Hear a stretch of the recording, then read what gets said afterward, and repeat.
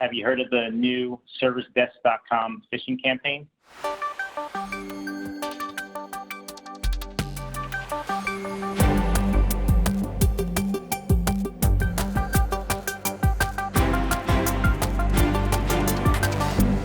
Hey, Chris. I think you have a story about interesting phishing scam leveraging to be from 3 or 4 cloud providers. Would you like to elaborate a little bit on this phishing scam? Yeah, so there's a new phishing campaign going around that pretends to be from a help desk, servicedesk.com. And they are sending through an intermediary called cn.trackhawk.pro domain. But the difference in this type of phishing campaign that's not being picked up by spam filters is that the from and received by domain is the same. So they both reference the servicedesk.com domain. So a lot of spam filters are not picking this up and sending the email straight to a user's inbox, making it more likely that the phishing campaign would be more successful. And on top of that, these adversaries are using legitimate cloud hosting services such as IBM Cloud and Azure, Microsoft Azure, and Microsoft Dynamics.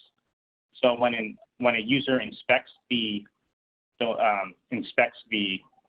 website, it comes up with a valid domain, and they don't expect it's from an attacker because it has a Microsoft or IBM cloud hosting domain.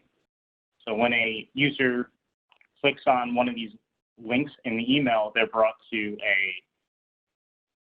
a website that is a test your password strength website, and some people have been unfortunately entering their passwords in there, and the adversaries on the back end are able to steal the user's authentication passwords. And there's a couple scenarios of how this attack may have been exploited. One method is that the servicedesk.com service could have been exploited, but however, since there's an intermediary in there, the cn.trackhawk.pro domain, it's most likely that the adversaries are sending the emails from the trackhawk.pro domain and forging the service desk domain. And because of this, they're successfully able to forge the service desk domain and bypass the spam filters. And like I mentioned before, the cloud hosting makes it seem a little more legitimate, so it looks like it may pass through more spam filters that way too. It seems interesting. I mean, you explained the scenario. Most likely, they are forging the email addresses and they're trying to pass the spam filters. Maybe that's the reason they could able to match the sender and receiver address. I think that's how it's ending. That makes it a little bit difficult for a user to differentiate between a spam and not spam. I think that's what they're relying on it to basically user to click on it and harvest the credentials. What would be the countermeasures? Maybe the different ways to detect this one, like use of SPF, what's other DMAC or something like that. Those things might help in this case. Yeah, I would think so. I think maybe a deeper packing inspection would help, especially to be able to pick up that trackhawk.pro domain, since it is coming from an intermediary. A lot of I should say most legitimate emails probably won't come through an intermediary domain like that. And I found it really interesting that they're using what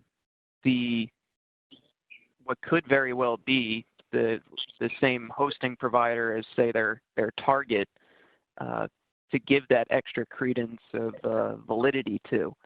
Maybe it's coming. If you go to look at something or inspect something, you might say, "Oh, this is hosted in XYZ hosting service," but we use XYZ hosting service. Therefore, it must be the actual thing. So it seems like it's another good way to try to fool people and just makes you put your guard up a bit more.